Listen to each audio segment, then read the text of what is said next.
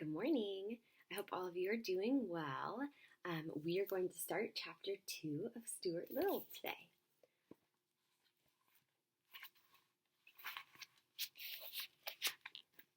Chapter 2, Home Problems. Stuart was also helpful when it came to ping pong. The Littles liked ping pong, but the balls had a way of rolling under chairs, sofas, and radiators. And this meant that the players were forever stooping down and reaching under things. Stuart soon learned to chase balls, and it was a great sight to see him come out from under a hot radiator, pushing a ping pong ball with all his might, the perspiration rolling down his cheeks. I don't know if you guys know what perspiration is, but it's just a big word to say sweat. So he's pushing something that's so big he's sweating down his cheeks. And here's a really cute picture of him pushing the ping pong ball. The ball, of course, was almost as high as he was, and he had to throw his whole weight against it in order to keep it rolling. The Littles had a grand piano in their living room, which was all right except that one of the keys was a sticky key and didn't work properly. Mrs. Little said that she thought it might be the damp weather, but I don't see how it could be the damp weather, for the key had been sticking for about 4 years, during which time there had been many bright, clear days. But anyway, the key stuck and was a great inconvenience to anyone trying to play the piano. It bothered George particularly when he was playing the scarf dance, which was rather lively. It was George who had the idea of stationing Stuart inside the piano to push the key up the second it played. This was no easy job for Stuart, as he had to crouch down between the felt hammers so that he wouldn't get hit in the head. But Stuart liked it just the same. It was exciting inside the piano, dodging about, and the noise was quite terrific. Do you think it was really loud in the piano? I don't know. I've never been small enough to be inside of one. Here's a picture of him fixing the key.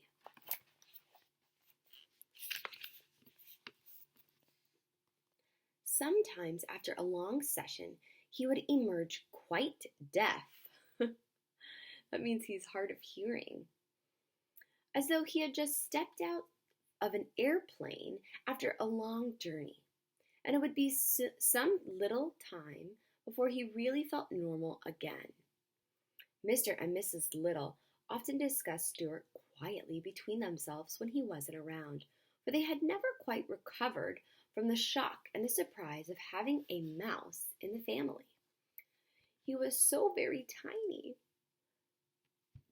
and he presented so many problems to his parents. Mr. Little said that, for one thing, there must be no reference to mice in their conversation. He made Mrs. Little tear from the nursery songbook the page about 3 blind mice. See how they run. Raise your hand if you've ever heard the song, 3 blind mice, 3 blind mice. That's what the song that they took out of the book because they don't want him to hear it. I don't want Stuart to get a lot of notions in his head, said Mr. Little. I should feel badly to have my son grow up fearing that a farmer's wife was going to cut his tail with a carving knife. It is such things that make children dream bad dreams when they go to the bed at night. Yes, replied Mrs. Little, and I think we had better start thinking about the poem, "'Twas the night before Christmas, when all through the house not a creature was stirring, not even a mouse." I think it might embarrass Stuart to hear mice mentioned in such a belittling manner. That kind of means like putting somebody down. Okay. "That's right," said her husband. "But what shall we say when we come to the line in that poem? We'll have to say something. We can't just say 'twas the night before Christmas when all through the house not a creature was stirring. That doesn't sound complete. It needs a word to rhyme with house." "What about louse?" said Mrs. Little. "Or grouse?" said Mr. Little. "I suggest souse," remarked George, who had been listening to the conversation from across the room. It was decided that louse was the best substitute for mouse, and so when Christmas came around, Mrs. Little carefully rubbed out the word mouse from the poem and wrote in the word louse. And Stuart always thought the poem went this way. "'Twas the night before Christmas when all through the house not a creature was stirring, not even a louse." The thing that worried Mr. Little most was the mouse hole in the pantry. This hole had been made by some mice in the days before the Littles came to live in the house, and nothing had been done about stopping it up. Mr. Little was not at all sure that he understood Stuart's real feelings about a mouse hole. He didn't know where the hole led to, and it made him uneasy to think that Stuart might someday feel the desire to venture into it. "After all, he does look like a good deal like a mouse. A good deal like a mouse," said Mr. Little to his wife, "and I've never seen a mouse yet that didn't like to go into a hole." Here is the mouse hole.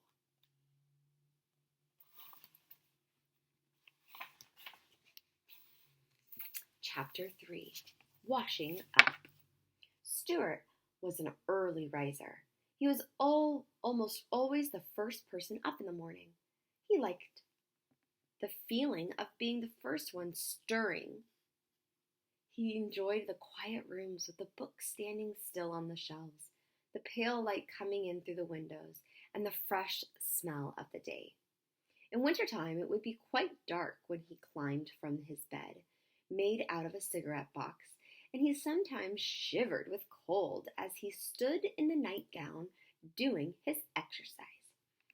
Stuart touched his toes 10 times every morning to keep himself in good condition. He had seen his brother George do it, and George had explained that it kept the stomach muscles firm, and he was a fine abdominal thing to do.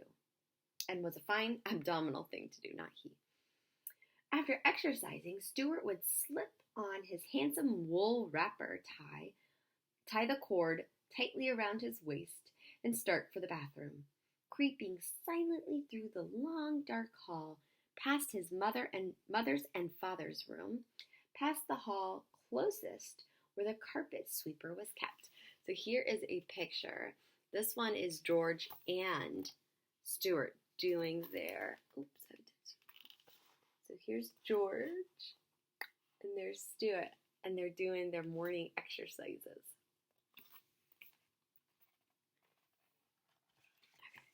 So, I'm going to read that last sentence again because it leads into the next page. So they were going into their mother and father's room. He passed the hall closet when the carpet sweeper was kept, past George's room, and along by the head of the stairs till he got to the bathroom. Of course, the bathroom would be dark too, but Stuart's father had thoughtfully tied a long string to the pull chain of the light, and the string reached clear to the floor. So we don't usually have pull chain lights anymore, but you might see them on the lamp on a table. So I have a lamp, and actually mine does not have a pull string, but it would be, a pull string would be something you would pull right here, and it goes click on. And so that's how their lights were back then. And the dad made a string connected to that chain all the way down to the floor so that Stuart could pull on the light in the bathroom. Okay. By grasping it as high up as he could and throwing his whole body weight on it, Stuart was able to turn on the light. Swinging on the string, this way with the long bathrobe trailing his ankles, he looked like a little old friar pulling the bell rope in an abbey. Here is a picture.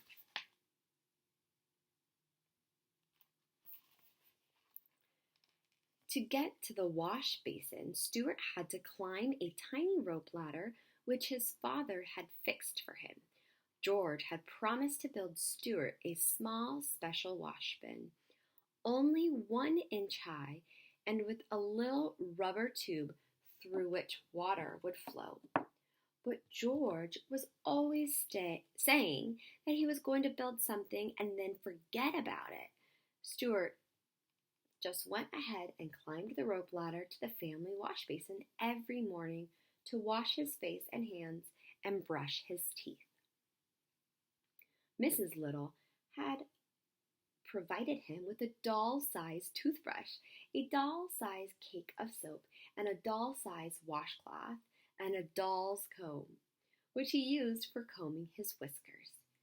He carried these things in his bathrobe pocket, and when he reached the top of the ladder, he took them out, laid them directly in a row, and set about the task of turning the water on. For such a small fellow, turning the water on was quite a problem. He had discussed it with his father one day after making several unsuccessful attempts. "I can get up onto the faucet all right," he explained, "but I can't seem to turn it on because I have nothing to brace my feet against." "Yes, I know," his father replied. "That's the whole trouble." Excuse me, my voice is so raspy today. Okay.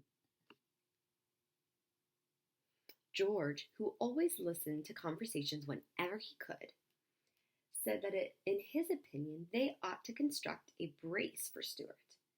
And with that, he got out some boards, a saw, a hammer, a screwdriver, a bradawl, and some nails, and started to make a terrific fuss in the bathroom, building what he said was going to be a brace for Stuart. Now, many of you have heard the word fuss before, but I don't think you've heard it this way. So the way we usually use fuss today is like somebody who's crying or upset, and they're fussy or grumpy. But actually, fuss just means loud noise in this sentence. Okay?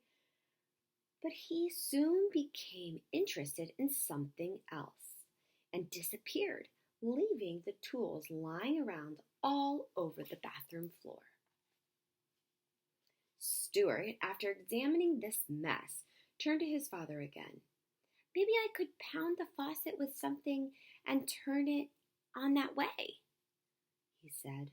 So Stuart's father provided him with a very small, light hammer made of wood, and Stuart found that by swinging it 3 times around his head and letting it come down with a crash against the handle of the faucet, he could start a thin stream of water flowing, enough to brush his teeth in anyway and moisten his washcloth. So every morning after climbing to the basin, he would seize his hammer and pound the faucet, and the other members of the household, dozing in their beds, would hear the bright, sharp plink, plink, plink of Stuart's hammer, like a faraway blacksmith telling them the day had come and that Stuart was trying to brush his teeth. And here is a picture of his little mini hammer trying to turn on the faucet. These illustrations are so cute. And you guys are absolutely able, if you want to, while I'm reading the book, a good exercise is to try and be an illustrator yourself. And remember, the illustrator is the person that makes the pictures for the book. So if you want to act as the illustrator when I'm reading, what you will do is you will get your piece of paper and your pencil and listen to what I'm talking about and try and make a picture in your head and then put it on paper of what I'm describing to you.